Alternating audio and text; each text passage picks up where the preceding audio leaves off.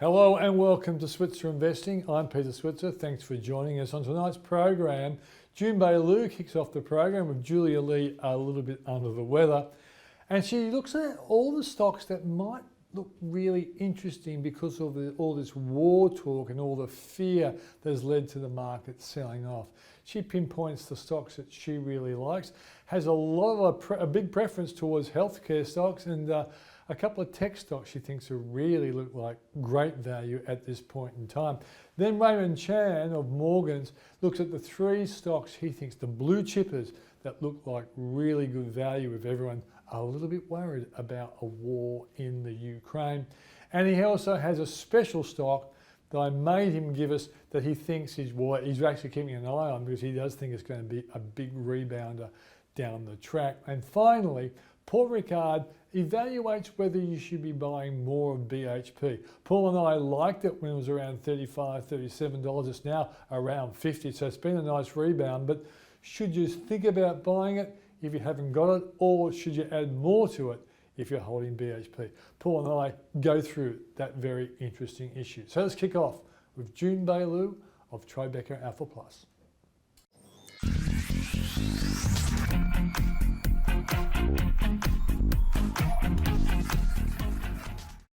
Thanks for joining us, Junbei Liu.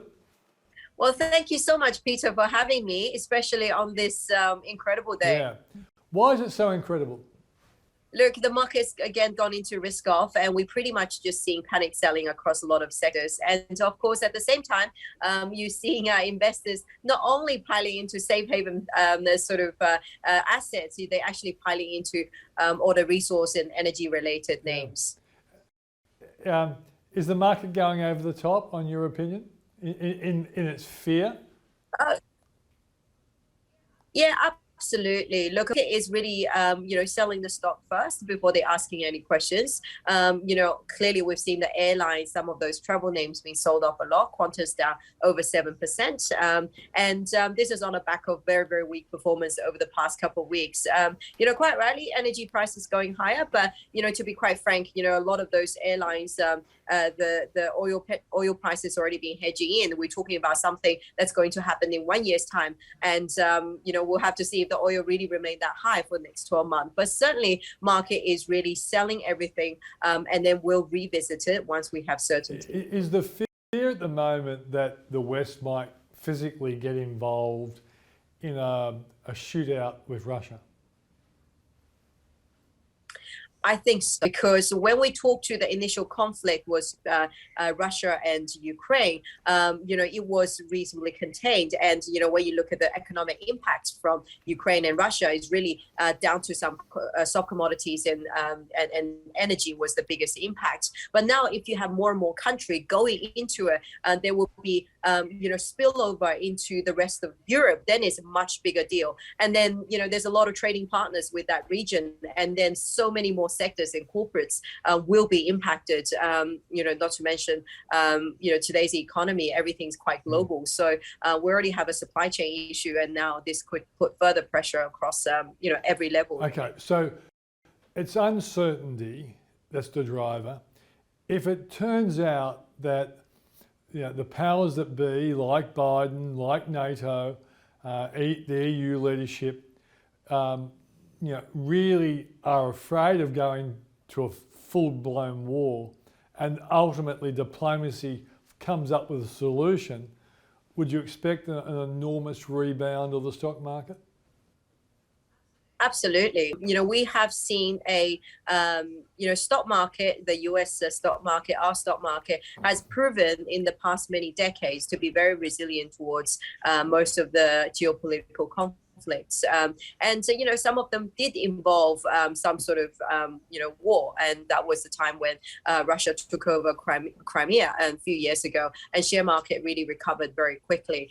So once it's contained, you should expect very quick rebound of the share market, because we know everything else in terms of economic recovery and everything else is going well. And if anything, the current uncertainty is potentially dampening some of the expectations of rapid increase in interest rate by the Fed. So so in a way, it's actually going to create this easy monetary conditions or cheaper money for longer sort of condition for the share market. So that is all very positive. But of course, it's just the short term that we don't know how bad it will get, and that's why you see investors just sell first before asking any questions. So companies that you like long term are now cheaper to buy. Have you been buying some of those companies, and if so, what? Absolutely. The easiest one is really absolutely the healthcare sector. If you look at some of the healthcare names, they have underperformed, not because of the war. They underperformed because they were expensive companies, and relative to the rest of the other sectors, resources sector, for example. So when earlier on, when there's expectations of high interest rate going higher, all these companies being sold off 20-30% in January. So we started picking those big blue chip names, things like Cochlear, things like CSL, and even ResMed is looking very attractive, and all of them have reported pretty good numbers. So Cochlear and CSL had reported very strong numbers, and since then share price come off again. So all of that together makes these companies absolutely stand out. When there's a rebound, it is these companies that will have will be the first one to move. And remember, when we do have sustained high inflation, you do need these market leaders, structural growth leaders, because they have pricing power. They can pass through price increases, that their earnings growth is not going to be impacted by inflation or anything else. These companies will continue to grow. So absolutely, it's time to look at these names, even across some of the growth leaders that's being sold off. Things like Xero and the like, certainly represent really good values at this point. What about a company like Qantas? Today, of course, it should fall because we don't know what's going to happen to travel. Lots of people will be saying, I'm not flying to Europe, that's for sure, until all this settles down. But eventually, if there is a solution, you'd think a company like Qantas would rebound pretty solidly. Yeah, Qantas, absolutely. So the thing with Qantas is because it's an airline, the share price can be volatile because the expectations, sentiment can change. People today like it, tomorrow don't like it. But taking a step back, what we know is that yes, oil price is higher, but remember they have hedged for the next 12 months, and then beyond 12 months, it does high oil price does represent a problem. And another thing we know is that we are pending probably a multi-year boom in travel. Of course, you need conflict to get over and things, but this multi-year travel, you can't hold it back. It's coming because people are being locked in their home and they're going to travel, and Qantas is directly leveraged to it. And Qantas is probably the best running airline globally. So it is going to be so leveraged. Earnings is going to grow significantly. Now, what to do with higher oil prices? Remember many years ago when demand was strong and oil price ran up, what the airline did was put through a oil surcharge. And when the demand environment is strong, people will pay for it. If you want to go travel and you pay a few $100 of fuel surcharge, would you do it? Yes, you would do it. So, all of that together certainly make Qantas very, very very interesting, very interesting at this point. But remember, a market can overreact. So in the short term, because the news flow is so negative and because there's no certainty at this point on how bad it will get, people can continue to sell it down into a level where just completely fundamentally unjust. Okay. One last question before you go. Is there a stock that you're watching, the share price is falling, and like Imran Khan used to say, you want to pounce like a tiger when it gets to a low price? Look, at this point, I'm seeing so many company share price. I'm already pouncing. So things like, we talked about it before. One of the best results out of the reporting season was Seek. And look at the share price. It led to double-digit earnings upgrade and the share price lower than what it is before. So many companies we've seen. Some of those healthcare companies we talked to, you'll be start buying these names. You just never, it's hard to pick the very, very bottom, but it's coming. It's the maximum uncertainty is the time when you actually should start at least accumulate your positions. Junbei Liu, thanks for joining us. Thank you very much. That's Junbei Liu of Tribeca Alpha Plus.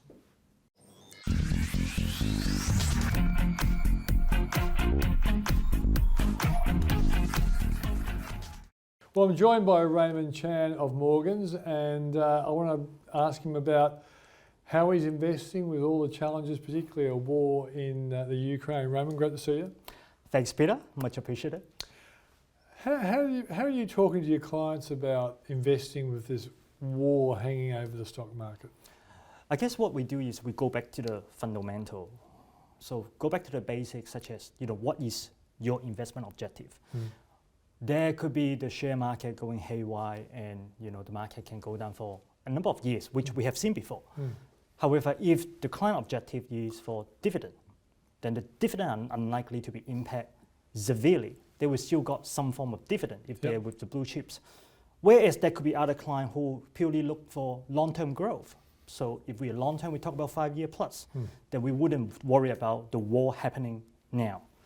But whereas there's people who are, short-term oriented, or those who love only to buy things on the dip, that may be a painful market for them, because obviously, with a lot of small cap at the moment, we have yet to see a meaningful short position on those small cap, but the short position is emerging.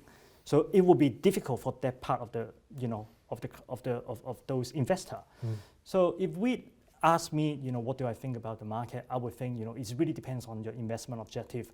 However, as we have seen over and over in the past history, all these crisis, uncertainty, one day it will fade. When it fades, the real fundamental, those companies with the best quality will be the first to bounce, whereas those speculative ones, those concept ones are likely to fail. Okay, so let's talk about, let's just see this as a buying opportunity. And because we don't know how long this war is going to go, therefore we don't really know how much lower can various stocks go.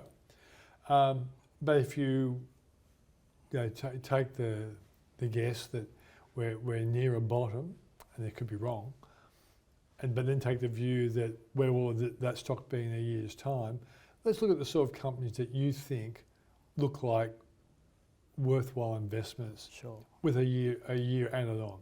Yeah. So what's a standout company for you? Okay, with the standout company, I would first look at the fair value of the ASX 200, which I believe they're valid. So the fair value for the ASX 200 is 7,300 at the moment.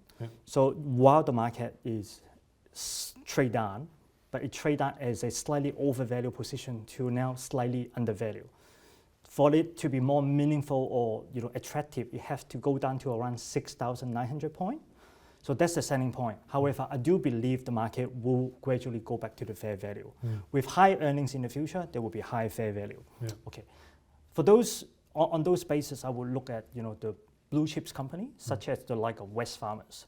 Okay, why do I like Wesfarmers? Wesfarmers is a company that able to grow in the past, and with the biggest divisions such as Bunnings continue to do quite well. Yet there is some challenge with the lockdown on the other the department store. However, I would look a little bit beyond future, because obviously Wesfarmers acquired Kidman Resources back in 2019 for lithium. For lithium, not many people talk about lithium back then. If I purely look at the joint venture partner, because that Kidman Resources, they are 50-50 joint venture with another company. Then the other company been doing really well because of the lithium. With the analysts, most analysts don't even think about or have that number in there, because it will be in a few years' time with the first production. So now today we're buying this company with strong balance sheet, paying you dividend. It got sold down. It's got sold down over $10. And I think in medium term they do have a growth roadmap supported by very credible management. So that's the first company I really like. Yep, I'll give that a tick of approval. I like Wesfarmers myself. What else do you like? Well, I like Santos. Okay, for two reasons. One, everyone's talking about oil at the moment. So we are having a shortage of about 1 million barrels per day in oil before the current Russian-Ukraine crisis. Okay, the crisis will potentially make the 7.5 million barrel per day supply from Russia become displaced. Okay, yes, we talk about potential Iran, there may be a chance the sanction can be eased, but that only add back 1.6 million barrel per day. So net all that, we're still in a shortage of 5.9 million. Yep. So the fundamental for oil remain pretty strong. However, with Santos, with the company's specific situation, they successfully acquired with Oil Search. And we all know that majority of the Santos operation are not in Sydney, but Oil Search got a massive head office in Sydney. Shutting down that office alone will save hundreds of billions of dollars. Hundreds of millions? Hundreds of millions Yeah. of dollars. Yeah. So with the headwind, with the tailwind on the oil and with potential cost synergy, Santos is bounced back, from the low. But I think there's still potential upside Yeah, from where we it are. hasn't increased like Woodside, has it? So therefore, you think there's an opportunity for a bit of catch up there. Exactly. Okay, that's two. You have to do better than that, mate. You want at least a third one. What else do you like? The other one, I like it in the fact that the balance sheet is pretty clean. They got no debt. It's S32. S32. As we know, it used to be the unwanted assets, or I would say non-core assets. The crap assets from BHP. Yeah, from BHP. Yeah. And for many years, I look at the like of aluminium, manganese. There's always second-rate minerals. Exactly, yeah. Mining, very products, weak yeah. demand, Yeah. but all of a sudden it become very sexy. Okay, with the aluminium alone, if we purely look at Russia, Russia supplies 6% of the world aluminium. So again, with the supply shock, there could be an opportunity for S32 because they got operation in Australia, South Africa, and also Brazil. So they got massive world-class ex-BHP aluminium and a long way assets. from Europe and a potential war. Hopefully. Okay, all right, so that's good. There's three good companies. Now, I also asked you to have a think about the health stocks. We know they haven't boomed. Historically, they've been fantastic to have in your portfolio, particularly American ones, but CSLs, Cochlear, ResMed have been great companies in the past. What's your view? Just take a one-year view on them as well. Do you think there's upside for that collection of great Australian healthcare companies? It's a bit mixed, to be honest. I like CSL as a company, and we think that potential for bounce back. If we purely look at CSL for the past 10 years, there's really 2 years that didn't go up. Otherwise, they will share the tremendous track record of Macquarie Bank and Goodman that gone up for the past 10 years, every single year. So with CSL, certainly with the headwind in terms of plasma collection, but lately, what happened is the Aussie dollars bounced back quite severely. Today, it's gone back up to 74 cents. That certainly become a headwind for them. However, for the long term, if I look at CSL long term, they certainly got a lot of potential to growth with the existing project. They have a lot of product in the pipeline, and the more I heard from the analysts, we can tell the plasma collection in US is getting stronger and stronger. And that was really interrupted by the COVID-19 experiences, wasn't it? Exactly. And CSL, they certainly provide more incentive on that basis. So CSL, for longer term, I'm okay. That's an easy one, Ray. Is there one that's not as well known, and it still could be a good company? And I'm thinking there's ResMed, there's Ramsay, there's Sonic, there's Helios. I guess you could throw in Nanosonics and even Blackmores, or in the sort of health space, because Blackmore's not the same class as those companies. But is there another one that Raymond Chan would take a punt on? Sonic will be the one I'm looking at. There's some talk that because of the reduce in the COVID testing, the pathology business may not be doing as good down the track. Yeah. However, it looks like the global expansion seems to be doing okay. Yeah. And in the bad time, the management managed to with the right acquisition to boost the earnings. So I think Sonic may be the one to look at on the top of CSL. Analysts think about 20% upside for Sonic, don't they? Despite the good experience that they had with the COVID-19 problems. That's true. That's true. Okay, so we got CSL and Sonic. I won't push you for any more, but is there one other stock that you're keeping your eye on? It may well not be something that will respond quickly in the future. Like for me personally, I'm keeping an eye on both Tyro and Zip because they've been belted up. I think in a year's time, when world gets back to normal, given where the share price is, I think it'll be a little bit higher, given the fact where they were. So, but is there a company that you're keeping an eye on that you think in the future might be a bullet performer? I do have one. Okay. Well, it's not a recommendation, but No. this is a company I like, Yeah. and I think it's fallen quite a fair bit, but with the right reason. It's NextDC. Yeah. Okay. NextDC, certainly they are now the biggest independent data center operator in Australia. So they basically, for those who do not know data center, they are the center, the property to collect all the data and work for very big company like Microsoft, It's the provider Amazon. of the cloud, isn't it? Exactly. It keeps the cloud in factories all over the place. And in terms of, if we look at, the like of NextDC, we look at the bigger company in the world, all the data center operator in the world, we can see their share price going down. So NextDC just follow that trend. Yeah. However, they continue to grow, and most recently they have the result beat the market expectation. And this is certainly one, while they do not pay any dividend, we do not want them to pay dividend because they You need to want grow. growth. We want the capital to work. So this is the one you should look at. It's down to around $10 mark. The high was over 14. So it's probably the one to look at. Yeah, exactly. That's Raymond Chan of Morgans.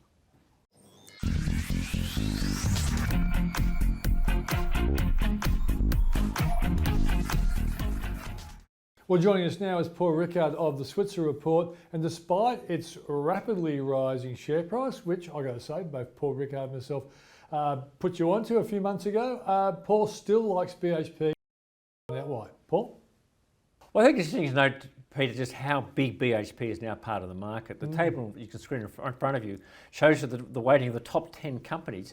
And BHP is over 11.7%, Peter. So it's huge compared to everyone else. It's 5 times almost the size of Rio and more than 50% bigger than Commonwealth Bank. So if you don't have BHP in your portfolio, or at least a weighted position, you're taking a lot of risk. Explain to me what you mean by the weight, Paul. Yeah, so if you've got $100,000, a portfolio of $100,000, if you are index weight, you'd have $11,700 invested in BHP. Yep. Had $5,000 invested in BHP or less, you'd be underweight. $15,000, you'd be overweight. Okay. So it's important. Look, weightings don't matter for a lot of stocks, but when they get really big, a company like BHP, because it is so big, if you don't have BHP in your portfolio, you take on a lot of what we call market risk, because if you get left behind and BHP really rallies, your portfolio is going to look pretty poorly. Conversely, you might not have any BHP. It may not be a bit of a dog, and you could be a hero, right? Okay, so why has it been going up so strongly? Well, really 2 reasons. The first reason, Peter, was that they unified both the Australian limited company and the UK PLC company. Yeah. And previously, the UK PLC company wasn't included in the Australian index. Now it's included in the index, and that's been responsible for the major jump. Yep. The second reason, Peter, is BHP's share price has been going up. If you see this chart in front of you, you can see that since October, November, the price has done pretty well. It's up over $50. And also, because it's got so big, do fund managers, in a sense, have to buy it as exchange-traded funds, or they have to buy it? Well, certainly the index-based funds, Peter, have to buy it, and that's one of the reasons. When the share price is going up, it tends to sort of be a little bit self-fulfilling because a lot of the index funds are buying. But even a lot of the active managers, and I'm not talking about your mid-caps, but some of your big active managers, your big Australian big super funds, who are managing billions of dollars of money, they'd be very well aware of BHP's market weighting. And to be honest, a lot of them don't want to take that much risk. In other words, they need to sort of have close to market weighting in BHP. Otherwise, they risked underperformance, and of course, in many cases, that could mean their investment mandate. Are there other reasons people should be buying BHP? Yeah, look, I think there are, Peter. Look, first of all, we know what's been happening with the commodity prices. BHP's also has first-class assets. It's the least cost or lowest cost producer now in iron ore globally of any of the major miners. It's been very sensible and restrained in terms of how it's managing shareholders' money. It's investing in what it calls sort of the low carbon minerals of the future. It's going greener, isn't it? So effectively things like nickel suddenly found a lot of prominence again, and it's investing in the potash project in Canada, which we use as fertiliser, so as a substitute for other materials. Look, I think a lot of things right, and shareholders are getting a huge whammy in terms of dividends. Yeah. So a lot of things going right for BHP. And some people would be buying it, and dividend funds would be buying it for the dividend. Yeah, look, on a prospective basis, just paid a $2.08 dividend in Australia. Prospective basis yield this year about 7.7%. Next year's forecast to be lower. That's because most of the analysts think lower commodity prices next year, but still, forecasting around about 5.5%. What about the risks? Well, obviously the biggest risk is commodity prices, Peter. BHP has no control over the iron ore price or the copper price, and that's fundamentally why it's been going up. So if we know that the global economic growth has been strong. There have been other factors more recently with, what's been going on in Ukraine that have been supporting some commodity prices. But it's fundamentally a play on commodities. In terms of the other risk, I mean, obviously they can have mining accidents and things can go wrong. The other sort of risk that worries me about BHP, and not worries me because I've got no evidence for this, Peter, is if it does a major acquisition. And that's not to say BHP shouldn't do acquisitions because mines are wasting resources. They run out eventually, and mining companies have to replenish their reserves. But the history of major miners buying at the top of the market, Peter, is pretty strong. So I think any acquisition would need to be very closely perused. Okay. What are the actually analysts saying about the company? Look, the analysts look like BHP, Peter, but think it's overvalued. On the screen in front of you can see the forecast from the major brokers, and you can see the current consensus price is just under $46. That's about 9% lower than the current market price. They're not negative on the stock, but look, the biggest factor in terms of broker forecasts with miners is of course their forecast about commodity prices. They're using a much lower iron ore price than the current spot price you'd expect, but they're seeing it at the moment as being fairly fully valued. Okay. The bottom line, Paul. Well, look, I think there are other factors. I think despite the analyst view, I like BHP. I've been liking it now for some months, Peter. I think the merger of the assets with Woodside is going to be a bonus as well when it happens in June. I'm not sure I'd be jumping in right at the very moment, but if I didn't have any BHP in my portfolio, I'd be very worried. And as I think a lot of investors are still underweight, I'd be looking for opportunities to add BHP to your portfolio. And that's Paul Rickard of the Switzer Report. If you want to get more information about the stocks that you really should be interested in, go to switzerreport.com.au. Thanks for joining us. See you on Thursday night.